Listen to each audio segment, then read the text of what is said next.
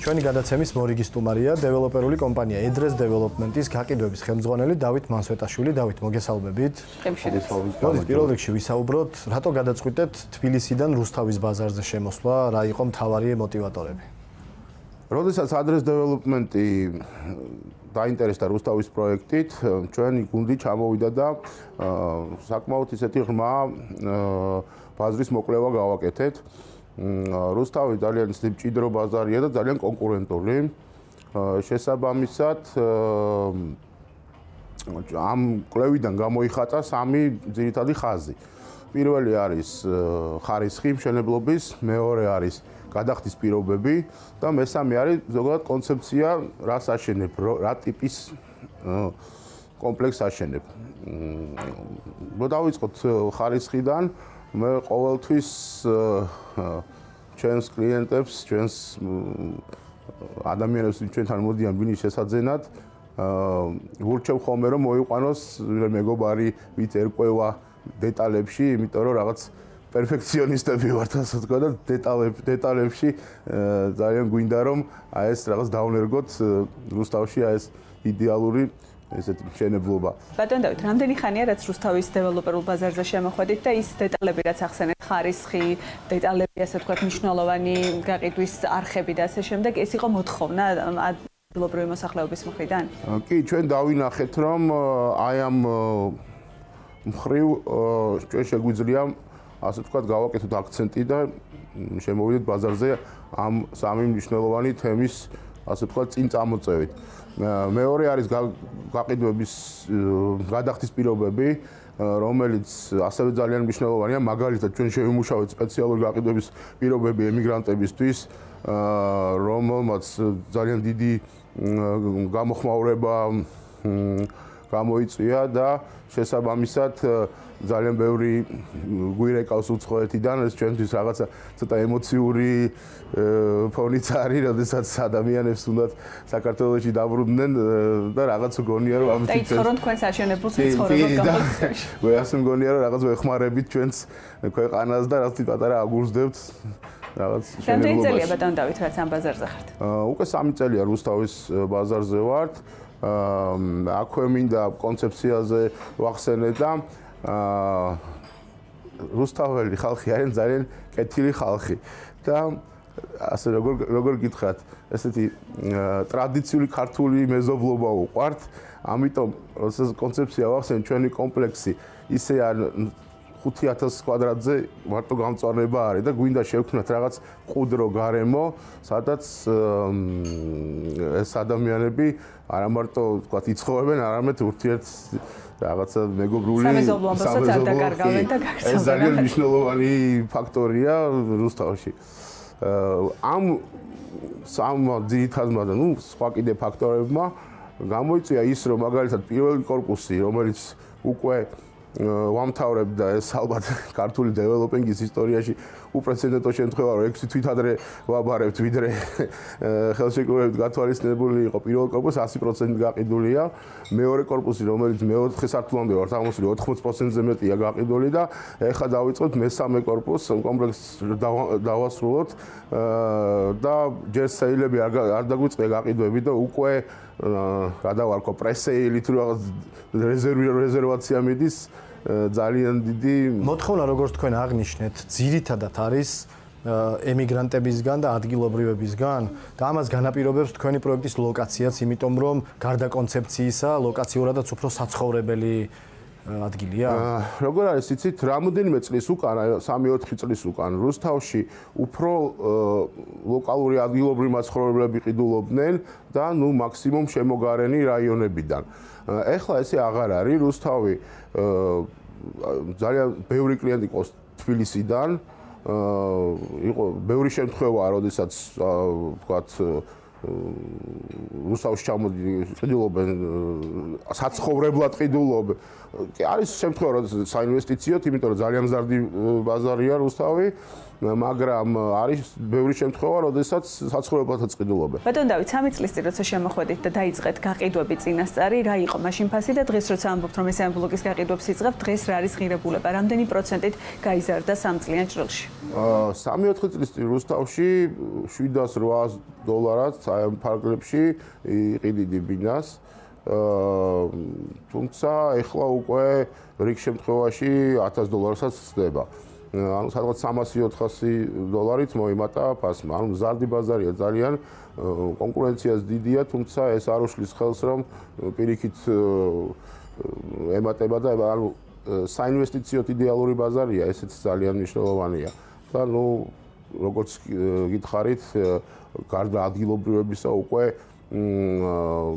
სხვა ქალაქებიდანაც ყიდულობენ რუსთავში საცხოვრებლად ბინებს. თვითონ ქალაქის ჭრილში რა განვითარებები იყო აი ამ პერიოდში, რამაც ასევე ხელი შეუწყო მათ შორის თბილისიდან ვიღაცის გადმოსვლას ან სხვა ქვეყნის მოქალაქეების გადაწყვეტილებას რო შეეძინათ. რა გაკეთდა მოლები, თუ აი რა დატვირთვა შეიძინა კიდე ქალაქს. ზუსტად ეგ უნდა მეხსენებინა, ანუ გაკეთდა მოლები, ხა უკვე მალე გაიხსნება თუ უკვე გახსნილია თუ არ ვცდები კინოთეატრი, ძალიან ბევრი ანუ იმან რომ ხალხის არ ვიცი როგორ არის პირიქით მობილობა გაიზარდა, გაჩნდა მოთხოვნილობა უფრო ბრენდული მაღაზიების მაგალითად თქვათ სპორტული მაღაზიების და სპორტული მხრივად ძალიან განვითარებულია რუსთავი.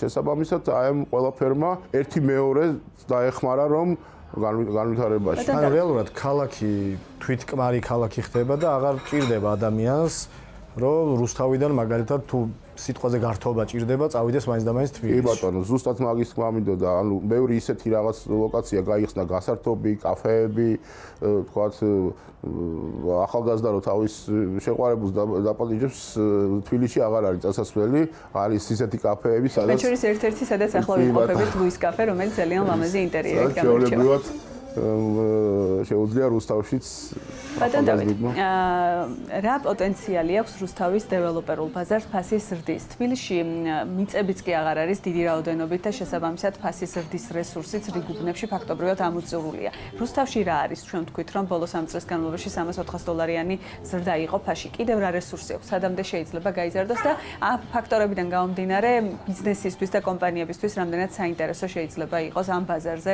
პროექტების დაწყება და მე ვფიქრობ, რომ ძალიან საინტერესო უნდა იყოს, რადგან რაღაცით რუსთავი გავს თბილისის ბაზარს. თუ გახსოვთ თბილისში იზრდებოდა ფასები, რაღაც პერიოდში იყო შეფერხებები, პანდემია იყო, რაღაც გაჩერდა, მაგრამ ისევ გაიზარდა. დაახლოებით ეგეთივე ტენდენცია რუსთავში. ახლა მაგალითად რუსთავის ზოგი კომპლექსის ფასები, სადღაც თქვა თბილისის გარეუბნის ფასებს დაეწია. როდესაც თქვა 3-4 წლის განმავლობაში, 3-4 წლის წინ ეს არ იყო ესე. შესაბამისად ძალიან გავს თბილისის ტენდენციას, ფასები მიდის ზევით, მოთხოვნადია და მე ვფიქრობ, რომ ჯერ კიდევ კარგი ხანი გაგრძელდება ფასების ზრდა. თქვენ ახსენეთ, რომ რიგი როცა შემოდიოდით ბაზარზე არ იყო იმ ტიპის ინფრასტრუქტურა და ისეთი ტიპის ხარისხი, რასაც თუნდაც თბილისის მოსახლეობა ითხოვს. ამ ნაწილში რა შეიცვალა ბოლო წლების განმავლობაში, რამდენად კონკურენცია გაიზარდა დეველოპერების მხრიდან, თბილისიდანაც მსხვილი დეველოპერების ნაწილი შემოვიდა და ნაწილი გეგმავს, აი ამ კუთხით როგორ იცვლება ბაზარზე სტრუქტურა?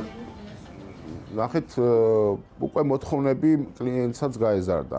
მაგალითად ჩვენ სადაც ვაშენებთ კონკრეტულად დიდი ქუჩა, მოდებაძის ქუჩა, მთლიანად რეაბილიტაცია ჩაუტარდა, ანუ მთლიანად ქუჩას გამოიცვალა ყველა კომუნიკაცია და ეხლა არის დიდი ქუჩა, რომელიც ასევე ერთ-ერთი მამოძრავებელია, რომ აქ ადამიანებს ძალიან მოსწონთ ამ ქუჩაზე ცხოვრება. ასევე არის რუსთავში, ანუ ადრე თუ იყო რომ აი აგეშენებინა და შედიოდნენ, ეხლა უკვე ხალხი უყურებს ხარისხს, მშენებლობის, ლოკაციას თავისთავად, ინფრასტრუქტურას, ირგვლივ რა არის. აი ჩვენ მაგალითად ეგეთ რაღაცა გეგმავთ, რომ პირველი სართულები კომერციული ფართი სადაც არის, იქ გვინდა სპეციალურად მაღაზია მუშაობს, რომ შევიყვანოთ ბანკი, აფთიაქი, დიდი სუპერმარკეტი, ის რომ ხალხს კონდეს პირველადი მოხმარების საჭიროებები ადგილზე დაიკავოს. კონდეს სილამაზის სალონი მაგალითად კაფე პატარა, რომ იქვე ჩვენივე კომპლექსშივე იყოს ეს ყველაფერი. კომერციული ნაწილი რამდენად საინტერესოა და საფასო ნაწილში კომერციული უძრავი ქონების ფასი რამდენად მზარდია იგივე ამ პროექტების და სივრცეების შექმნა რამდენად უწყობს ამ ყველაფერს. როდესაც ამ ხელა კომპლექსი შენდება, შესაბამისად ეს არის პოტენციური შენი კლიენტი, გინდა კაფის, გინდა სილამაზის სალონის, გინდა სუპერმარკეტის. ამიტომ ლოგიკურია რომ საკვირველია ფასების და მოთხოვნა რამდენია თბილისის ესეთ ტენდენცია აქვს რომ როდესაც პროექტები დასასრულისკენ მიდის როგორც წესი მაშინ ხდება ხოლმე რეალიზაცია კომერციული ფართების თუ ეს არ არის ძალიან ცენტრალურ გამზირზე რუსთავი გავს ამითაც თბილისს თუ განსხვავდება თუ შეიძლება საერთოდ არ ყიდით თქვენ კომერციულ ფართებს ჩვენ კომერციულ ფართებს აი ხა ამ კონკრეტულ პროექტში არ ვყიდით მართვაში დაიტოვებთ ან თქვენ მართვაში გვინდა რომ დავიტოვოთ ჯერჯერობით იმიტომ რომ გვინდა რომ ეს კომპლექსი გამოვიდეს განსაკუთრებული და ხალხი იყოს კმაყოფილი მაგრამ ნუ მომავალში ხა არ ვიცი როგორ იქნება მაგრამ იმის თქვა შემიძლია აბსოლუტურად რომ კომერციული ფართები ძალიან მოთხოვნადია. Დავით, თბილისის ერთ-ერთი მთავარი პრობლემა ქალაქისაც საცხოვრებელი კომპლექსების არის საპარკინგო სივრცეების დეფიციტი. აქ როგორ არის ეს თემა მოგვარებული? თქვენ რამდენად ითვალისწინებთ, მათ შორის არის რიგი რეგულაციები, ისი დაკმაყოფილებაც უწევს ავტომატურად ბიზნესს, მაგრამ ამის მიღმაც მოკლედ რას დააწუდით ბაზარში. გასაკვირველია ჩვენ გავითვალისწინეთ და ნელ-ნელა რუსთავშიც უკვე ჩვეულებრივ ქუჩებზე პარკინგის პრობლემა არის. ჩვენ კომპლექსში არის როგორც ყველა სამივე კორპუსს მიწისქვეშა საპარკინგო სივრცე აქვს, ასევე ეზოს ნაწილში იქნება ზედა, ანუ ღია პარკინგი. ღია პარკინგი ეგრეთ წოდებული. საკმარისი რომ თქვათ დაკმაყოფილდეს ჩვენი კომპლექსის მაცხოვრებელი. ერთი მიმდინარე პროექტი გაქვთ ამჟამად რუსთავში. რა არის გეგმები? განვითარება უყურებს რუსთავის დეველოპერულ ბაზარს თუ მათ შორის სხვა ქალაქებში და სხვა რეგიონებში შეიძლება გახვიდეთ? ჩვენი პროექტი საკმაოდ დიდი პროექტია, ანუ მთლიანი კომპლექსია, სადაც საკმაოდ ბევრი რაოდენობის ბინებია და კომერციული ფართები. ამიტომ ჩვენ გვინდა ეს მთლიანად დავასრულოთ. ჩვენ ვაბარებთ მწვანე კარკასს, რაც ნიშნავს, რომ ფაქტიურად უკვე მომხმარებელს მხოლოდ ჭირდება კოსმეტიკური რემონტი და როდესაც ეს დასრულდება, მერე გადავალთ ახალ პროექტზე, დიდი ალბათობით რუსთავშივე. ძალიან დიდი მადლობა ბატონ დავით თქვენი დროისთვის. დავით მაციტაშვილი, კომპანია Address Development-ის გაყიდვების ხელმძღვანელი პასუხობდა ჩვენს კითხვებს.